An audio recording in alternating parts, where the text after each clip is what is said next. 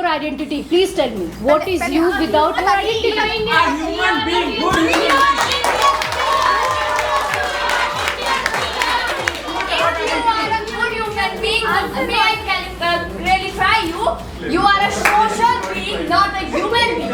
We are a human being, not a social. A human is a human despite any society and economy. Constitution made us social being, a constitution made us human being. No. बस एक line मेरे को बोलने ही नहीं दे रहे, मेरा answer है मेरे पास, बोलने नहीं दे रहे,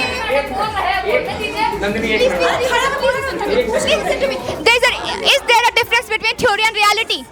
Is there a difference between theory and reality? Then the Varna system is a theory.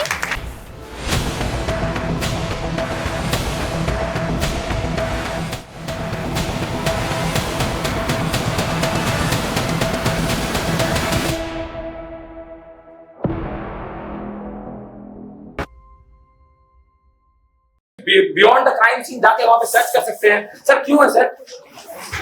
क्यों है ऐसा? इसलिए है क्योंकि वो लोग हमारी रक्षा कर रहे हैं ना। They have a responsibility. उनके पास बॉडीगार्ड भी होंगे, उनके पास सारी मशीनरीज भी होंगी। वही तो क्षत्रिय है। बात करते हैं सर बिजनेसमैन के बारे में। आज के डेट में मॉडर्न जमाने में बिजनेसमैन सर, एयरपोर्ट में जब आप फ्लाइट में बोर्ड करने जाते हैं जोन 1 2 3 की लंबी लाइन से बचने के लिए, क्या आप बिजनेस क्लास की टिकट बुक करते हैं? बिल्कुल करते हैं, क्योंकि आपको वहां पे समय बचता है। क्योंकि फ्लाइट में बोर्डिंग का जो 45 मिनट है, आप एक मीटिंग अटेंड कर लोगे अपने लैपटॉप पर। नेटवर्क तो ऊपर जाने के बाद में खत्म होता है। इससे भी ऊपर लेवल पे जाएंगे तो लोग प्राइवेट जेट्स रखते हैं। क्यों रखते हैं? क्योंकि ऊपर जाने के बाद भी वहां पे उन लोगों के पास नेटवर्क रहता है। अच्छा, ये जरूरत पैसा उड़ाने से नहीं आता, ये जरूरत इसलिए बनता है क्योंकि वो लोग एक वैल्यू क्रिएट कर रहे हैं। तो यही बिजनेसमैन तो वैसे है। सर एक लास्ट पॉइंट से हम अपना पूरे जो मेरा इंट्रो है हम उसको एंड करेंगे कि सर ये प्रॉब्लम कास्ट सिस्टम की नहीं, ये प्रॉब्लम इनके कास्ट सिस्टम की रियलिटी की। तो हमें थोड़ा चश्मा चेंज करना होगा और हमें आगे बढ़ के ये सोचना होगा कि एक्चुअल में प्रॉब्लम कहाँ लाई करता है। Thank you.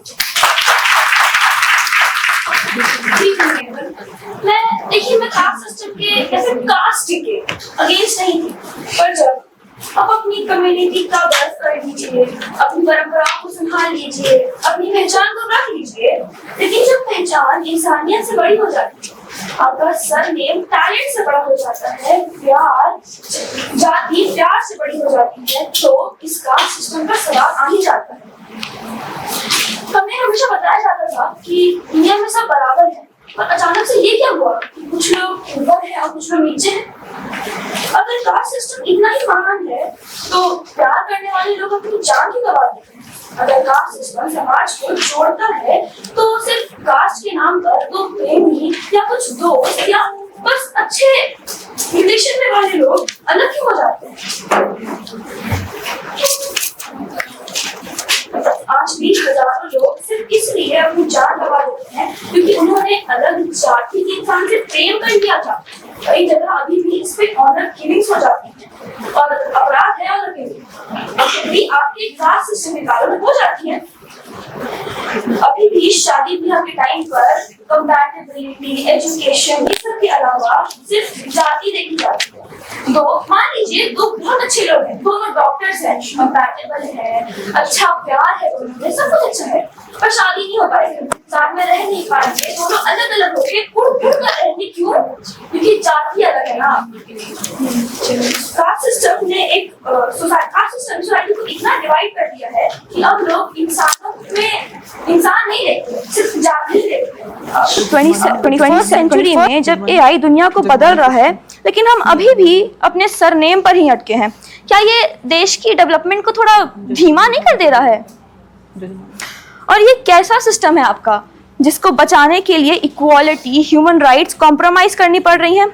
और शायद टैलेंट की कोई कास्ट सर्टिफिकेट तो नहीं होती। इन्हीं सब छोटी मोटी प्रॉब्लम्स, छोटी मोटी तो नहीं, काफ़ी बड़ी प्रॉब्लम्स को डील करने के लिए, नागरिकों को समान अधिकार देने के लिए कॉन्स्टिट्यूशन लाया गया है और जिसका बहुत ही अच्छे तरीके से पालन हो रहा है। देश में विकास भी हो रहा है, पर जब इसका भी विरोधी सामने आ रहे हैं तो मुझे नहीं पता कि आप इस देश के लिए क्या चाहते हैं। आप तरक्की चाहते भी हैं या सिर्फ अपने जाति का नारा लेके जीना चाहते हैं? जब भारत सिर्फ एक राज्य नहीं था बल्कि एक लिविंग सिविलाइजेशन थी, जहां समाज कॉन्स्टिट्यूशन के पेजेस से नहीं बल्कि धर्म से चलता था। इंसान की पहचान उसके स्लोगन से नहीं बल्कि उसके कर्तव्य से होती थी। और इस सिविलाइजेशनल स्ट्रक्चर की बैकबोन क्या थी? हमारी जाति और वर्ण व्यवस्था। आज जब भी हमारे कास्ट सिस्टम का नाम लिया जाता है लेडीज एंड जेंटलमैन, तो हमारे दिमाग में सिर्फ ऑपरेशन, डिस्क्रिमिनेशन एंड इनजस्टिस की इमेजेस डाल दी जाती है। लेकिन क्या इतिहास सिर्फ इतना ही था या फिर एक और सच भी था जिसे मॉडर्न नैरेटिव ने धुंधला दिया है? क्या कास्ट सिस्टम वाकई में इतना ऑपरेसिव है जितना उसे बताया जाता है? एंड सबसे पहले मैं आपको इसको प्रूव करने के लिए कास्ट सिस्टम जो आज हम लोग देखते हैं समाज में, वो इंडियन कॉन्स्ट्रक्ट नहीं बल्कि एक यूरोपियन कॉन्स्ट्रक्ट है। उसके लिए मैं आप सभी के सामने कुछ एविडेंसेस को भी प्रूव करना चाहूँगा। सबसे पहले मैं इंट्रोड्यूस करना चाहूँगा आपको हिस्टोरियन निकोलस स्ट्रक्स से एंड उनकी बहुत celebrated book caste of the minds में। उनकी रिसर्च को इंटरनेशनल इंटेलिजेंस या एकेडमिक में भी बहुत ज़्यादा अप्रिशिएट किया जाता है। एंड इवन इतना ही नहीं, लंदन स्कूल ऑफ इकोनॉमिक्स से renowned professor anthropologist Chris Fuller ने भी इस बुक की बहुत बड़ी अचीवमेंट, उन्होंने कहा है कि इस बुक की सबसे बड़ी अचीवमेंट ये होती है कि उन्होंने इस कॉलोनियल इंडियन स्टेट को एक एथनोग्राफिक स्टेट के रूप में एक्सप्लेन किया है। यानी कैसा स्टेट जो सोसाइटी को कॉन्टिन्यूसली क्लासीफाई, डॉक्यूमेंट और डिफाइन करता है। अमेरिकन एंथ्रोपोलॉजिस्ट में कल्याण कृष्णन शिवरामाकृष्णन ने इस वर्क को कॉलोनियल सोशल इंजीनियरिंग के, ladies and gentleman please focus on the work, colonial social engineering पे डिफाइन करने के लिए एक बहुत ही पावरफुल सिंथेसिस बताया है। अब सवाल ये उठता है कि आखिर इस बुक में ऐसा क्या एक्स्ट्राऑर्डिनरी लिखा हुआ है कि जिसने पूरे इंटेलिजेंस एकेडमिक्स में निकोलस स्ट्रक्स की बुक को इतना ज़्यादा सेलिब्रेट किया जाता है। प्लीज सर हाईलाइटेड पार्ट्स को देखिएगा ना। I will argue that caste, in bracket, again we know it today, is a modern phenomenon that is specifically the product of an historical encounter between Indian and the Western colonial rule. But I am suggesting that it was under the British that caste became a single term capable of expressing, organizing and above all systemizing India's diverse form of social identity, community and organization. This was achieved through an identifiable ideological canon as a result of the concrete encounter with the colonial modernity during 200 years of the British domination. And ladies and gentlemen, please focus on my words. In short, colonialism made what it is caste today. Let's move forward. And British के divide and policy framework के बारे में तो हम सभी को पता है, and I don't need to say कि हमारे वर्दी ओपोनेंट्स को इसके बारे में नहीं पता होगा। तो इस चीज़ की शुरुआत कहाँ से होती है कि जाति प्रथा के हिसाब में हम लोग को डिवाइड किया गया है। तो इसके लिए मैं आप सभी के सामने एक और एविडेंस प्रूफ करना चाहूँगा लेडीज एंड जेंटलमैन, जो कि एवी डिविलियर्स की बुक, जहाँ पे उन्होंने बताया है कि it was the most comprehensive authority on the caste system, so much so that the Madras government bought the copyright of this book, and even the governor of Madras, William Bentinck, showed effusive praise on this work. Now इतना तो confirm हो जाता है कि इस चीज़ को बाद में उन्होंने डिवाइड एंड रूल पॉलिसी के लिए यूज़ किया था, एंड इस बुक को पब्लिश किया गया था 1800 के आसपास में, क्योंकि ऑब्वियसली विलियम बेंटिक उसको प्रेज कर रहे हैं। Now I would like to quote कि एक्चुअल में कास्ट सिस्टम का डेफिनेशन क्या होता है। सो जेम्स मिल से लेकर हार्बर्ट रिजली तक, हेगल से लेकर वेबर तक, जीएस घुरी से लेकर एमएन श्रीनिवास तक, लुइस डमॉट से लेकर मैकी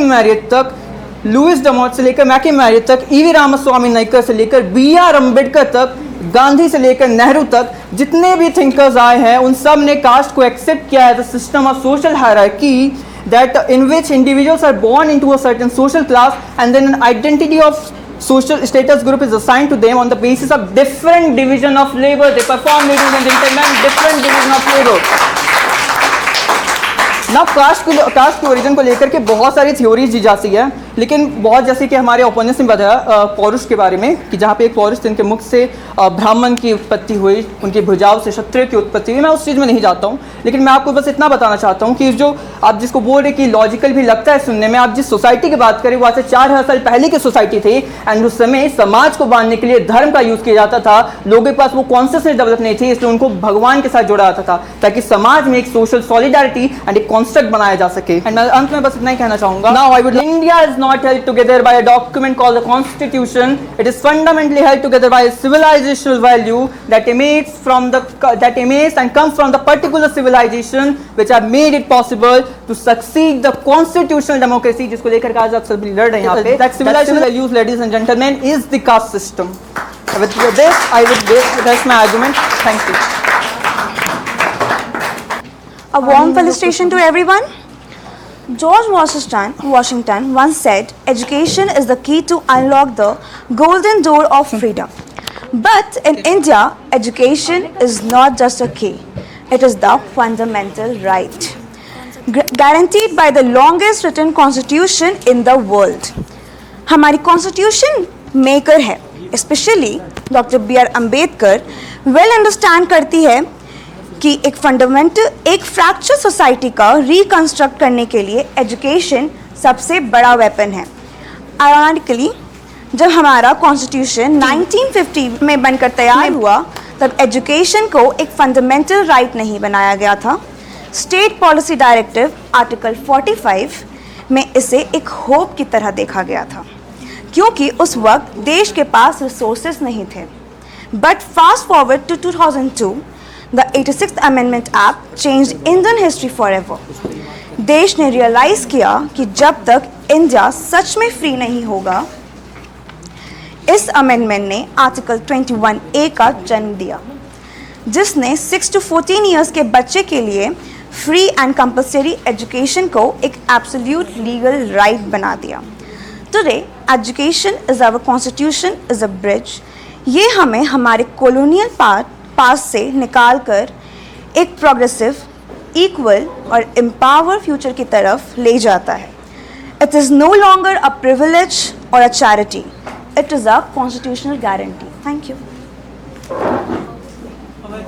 रियासतें चली गई पर रगों में वही उबाल बाकी है। कानून तो लिख दिया तुमने पर राजपूत की शान और शौर्य आज भी बाकी है। मान में नायक मंडल और किताबों में उटोपिया ढूंढने वाले मेरे विरोधी। आज जब मैं इस मंच पर खड़ा हूँ तो मैं एक डिबेटर नहीं हूँ। मेरा नाम अभय है, जिसको किसी का भय नहीं। और मेरी रगों में उस राजपूती परंपरा का खून है जिसने सदियों तक अपने बलिदान से इस मिट्टी को सींचा है। और आप मुझे उस संविधान के सामने को झुकने को कह रहे हैं जिसने हमारी सदियों की विरासत को एक पेन की स्याही से मिटाने की कोशिश की है। आपका ये संविधान कॉपी पेस्ट की रूल बुक क्लेम करता है कि सब बराबर है। कितना प्यारा मजाक है। जिसका इतिहास तलवारों की धार पर लिखा गया हो, क्या तुम मुझे चंद पन्नों के कानून से डराओगे? अरे इक्वालिटी का नारा लगाने वाले जंगल का नियम बदल कर क्या शेर को घास खिलाओगे? Let's talk about the basic reality that my liberal friends are so afraid of Rajput Dharma. हमारा राजपूत वजूद कोई फ्री में मिला इंटाइटलमेंट नहीं है। It was the ultimate sacrifice. जब देश पर आंच आती थी तो राइट्स और इक्वालिटी चिल्लाने वाले लोग अपने घरों में चिपते थे और एक राजपूत अपना सीना आगे करता था। हमने शासन किया क्योंकि हमने रक्षा की। That was the organic law of nature, karma and शौर्य। और इस मॉडर्न डेमोक्रेसी ने क्या किया? इसने उस मार्क्सिस्ट लेगेसी को, उस ड्यूटी को एक आर्टिफिशियल इक्वालिटी से रिप्लेस कर दिया। The hypocrisy is absolute goal. संविधान कहता है कि कास्ट खत्म हो गई, पर आज भी जब सरकार को एक इलेक्शन का टिकट से लेकर एक सिंपल कॉलेज की सीट बिना कास्ट सर्टिफिकेट दिए नहीं बांट सकती। इन्होंने सिस्टम को फेयर नहीं, इन्होंने बस हमारे शौर्य को पॉलिटिकल वोट बैंक से रिप्लेस कर दिया। आप पार्लियामेंट में बैठकर एक सोल्यूशन तो पास कर सकते हैं, पर आप एक गैजेटेड नोटिफिकेशन से ब्रेवरी और लीडरशिप मैन्युफैक्चर नहीं कर सकते हैं। आप हजारों साल के जीन पूल और लीडरशिप के डीएनए को किसी रूल बुक से डिलीट नहीं कर सकते। आज भी जमीन पर जब मुद्दा पावर, ऑर्डर और असली प्रोटेक्शन का आता है तो वही पुरानी परंपराएं आगे आती है। संविधान ने सिर्फ लाइनें खींची है, पर असल दुनिया आज भी रुतबे के आगे सर झुकाती है। Keep your theoretical equality in your barracks। हम राजपूत हैं और हमारा वजूद और हमारी शान इन कागजों की मोहताज नहीं है।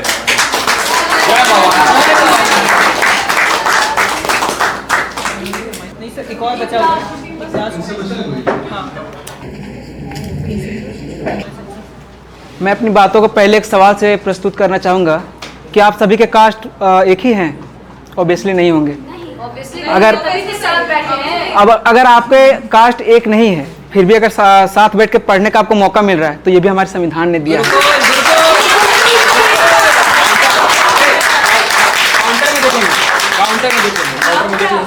काउंटर में देख लेंगे। आज हमारे सहपाठियों ने एक बहुत ही अच्छी बात कही कि डॉक्टर B.R. अम्बेडकर जी ने कास्ट सिस्टम को अपनाया था। तो मैं अपनी बात को एक घटना से प्रस्तुत करना चाहूँगा, वह घटना जिसने इतिहास बदल कर रख दिया, महार सत्याग्रह 1927। 20 मार्च 1927 को जब डॉक्टर BR अम्बेडकर जी एक तालाब में पानी पीने गए तो उन्हें पानी पीने से वंचित कर दिया गया। क्यों? क्योंकि एक कास्ट थे, उनकी कास्ट जो थी वो निम्न थी। अगर कास्ट सिस्टम उतना ही अच्छा होता तो उन्हें पानी पीने से क्यों रोका गया? यहाँ तक कि वहाँ पे जानवरों को भी पानी पीने का अधिकार था।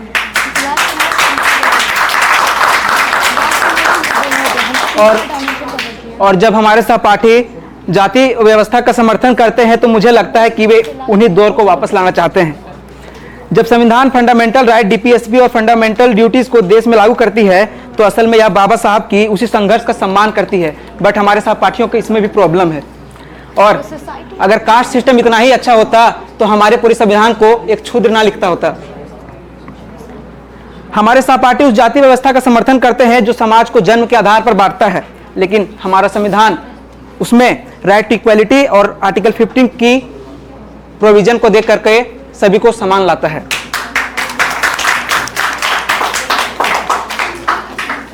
महोदय, सहपाठियों ने तो उस कास्ट सिस्टम की बात की जो हर लोगों को बांटने में एक अपूर्व, एक बहुत ही अभिन्न हिस्सा निभा रहा था, लेकिन उसमें केवल कुछ ही जातियों को ऊपर वर्ग में आने का मौका मिल रहा था। लेकिन हमारे संविधान ने तो ऐसा प्रोविजन बना दिया जहां आज एक चाय बेचने वाला व्यक्ति भी प्राइम मिनिस्टर है और एक आदिवासी महिला भी हमारे देश के सर्वोच्च पद राष्ट्रपति में है। आज हमारा संविधान स्ट्राइव फॉर साइंटिफिक टेम्परामेंट की बात करता है जो आपके कास्ट सिस्टम में कभी नहीं था। अरे आज हम उस संविधान में के साथ खड़े हैं जो equal distribution of resources, promotion of SC ST की बात करता है। अगर आपका कास्ट सिस्टम इतना ही अच्छा होता तो यह प्रोविजन लाने की जरूरत नहीं पड़ती। और अंत में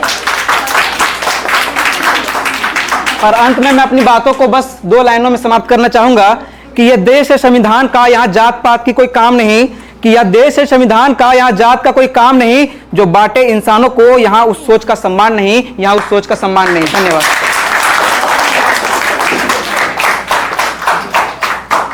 स्ट्रेंथ थी जब आपका पूरा पश्चिमी देश असभ्य था, भेड़ बकरियां चराता था, तब हमारे यहाँ एक ऐसी व्यवस्था थी जिसने भारत को सोने की चिड़िया बना के रखा था, जहां कोई अकेला भूखा नहीं था और जहां हर हाथ को काम मिला था। लेकिन फिर क्या हुआ? ऑपोजिशंस की तरह हमने वेस्टर्नाइजेशन को मॉडर्नाइजेशन समझ लिया। कहते हैं ना, अंग्रेज तो चले गए लेकिन अंग्रेजी मानसिकता छोड़ गए। सभापति महोदय, मेरे विपक्ष आए और हमेशा की तरह एक ही बात, कास्ट की बुराइयां दोहराते चले गए। लेकिन मैं इनसे पूछना चाहती हूं, क्या इन्होंने कभी इस डीपली कास्ट सिस्टम को समझा भी है? कहां से समझेंगे? इनके आंखों पर ब्रिटिशर्स के चश्मे जो पड़े हैं। अभी तो मेरा स्टार्ट ही नहीं हुआ। मैं अपने विपक्ष से पूछना चाहती हूं, भारत में इतनी डाइवर्सिटी है जहां हर कोस पर पहनावा, रहन सहन, खान पान, वेशभूषाएं बदल जाती हैं। आप कह रहे हैं कास्ट सिस्टम डिवाइड करती है, तो मैं पूछना चाहूंगी, आपके कॉन्स्टिट्यूशन और अंग्रेजों के आने से पहले इस देश में हजारों भाषाएं थी, अलग अलग राजा थे, अलग अलग खान पीन था, फिर भी कश्मीर से कन्याकुमारी तक भारत पूरा एक धागे में कैसे बंधा था? कास्ट सिस्टम की वजह से। क्योंकि हमारे कास्ट सिस्टम पूरे देश में एक जैसा इंटरलॉकिंग नेटवर्क बनाकर रखा था।